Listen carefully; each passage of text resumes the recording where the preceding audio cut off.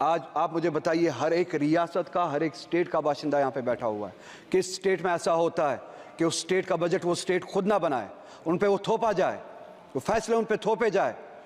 हमसे हमारा हक छीना गया, हमसे हम हर तरह के वो डेमोक्रेटिक राइट्स जो उस स्टेट के बनते थे 2019 में आपने छीने।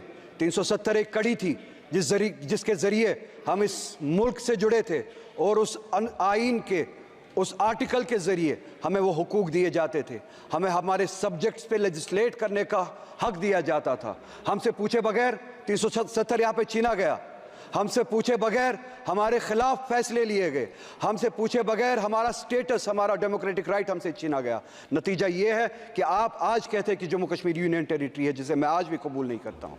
एक ऐसी रियासत जिसके पास अपनी लेजिस्लेटिव पावर थी, कॉन्स्टिट्यूशनल पावर थी, आज उनके पास कुछ नहीं है।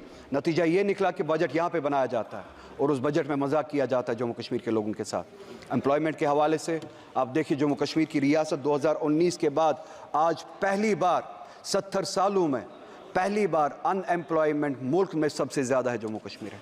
इनके अपने आदाद व शुमार पहले नंबर पे या दूसरे नंबर पे आज पहली बार, चूंकि हमसे हमारे इख्तियारात छीने गए, डिसीजंस हम नहीं लेते, आपका वाइस रॉय वहाँ पे डिसीजन लेता है जिसे आप एलजी कहते हैं।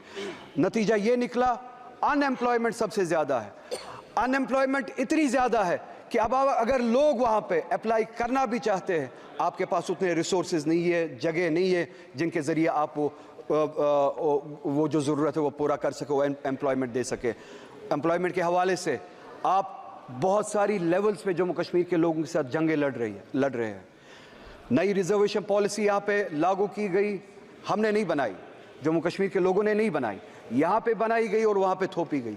70% रिजर्वेशन बढ़ाई गई, ओपन मेरिट को 30% तक कम किया गया।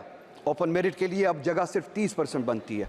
ये एक ऐसी लड़ाई है जहाँ पे ये चाहते हैं कि वहाँ पे क्लास वॉर हो, सोसाइटी के जो मुख्तलिफ सेक्शंस है आपस में लड़े, जो हमारे बैकवर्ड क्लासेस है जिनके लिए हम चाहते और हमेशा से रिजर्वेशन थी और हम चाहते थे उनको सपोर्ट मिले, वो ऊपर आए, उनको ऊपर ओपन मेरिट के साथ लड़ाया जा रहा है। क्योंकि तनासुब जो है, रेशो जो है पॉपुलेशन का, उस हद तक नहीं है जिस हद तक रिजर्वेशंस बढ़ाई गई। 70% के हद तक रिजर्वेशंस बढ़ाई गई, ओपन मेरिट को घटाया गया, जिससे क्लास वॉर, सेक्शन वॉर होने का एक खदशा है। मेरी गुजारिश करते हुए शर्म आती है, क्योंकि मैं फिर से कहूँगा, हमारे हाथ में इख्तियार ही नहीं है।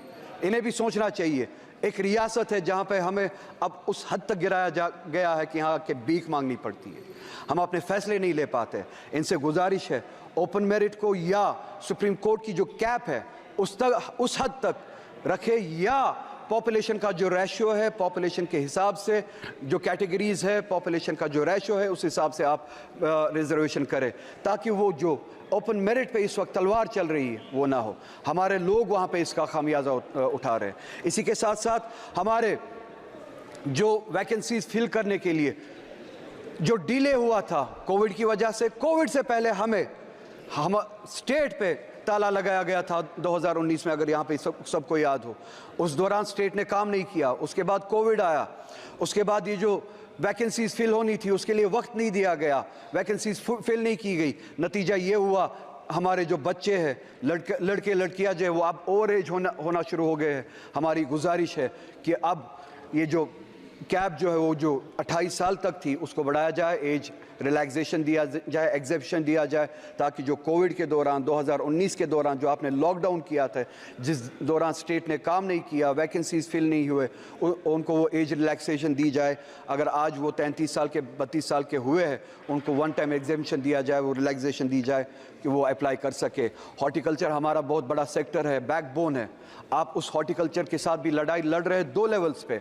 चेयरमैन साहब, आपके ज़रिए इन्हें बताना चाहता हूँ, एक टॉक्सिक हमारी खाद वगैरह जो हमारे लिए पेस्टिसाइड्स यहाँ से भेजी जाती है, जानबूझ के टॉक्सिक भेजी जाती है, जिससे हमारे पेड़ पौधे ख़राब किए जाते हैं। दूसरी लेवल पे हमारा जो सेब कश्मीर से आता था उसको पिछले साल, अगर आपने सुना हो, रोका गया और यहाँ से मुल्क से बाहर, चाहे वो ईरान से हो चाहे USA से हो, सेब लाया जाता है without tax, without import duty सेब लाया जाता है। यहाँ की मार्केट मंडियाँ भरी गई है, बाहर के सेब से जिन पे इंपोर्ट ड्यूटी नहीं लगाई गई, कश्मीर से आने वाला सेब उसको रोका जाता है, कश्मीर की हॉर्टिकल्चर को टॉक्सिक पेस्टिसाइड से ख़राब किया जाता है।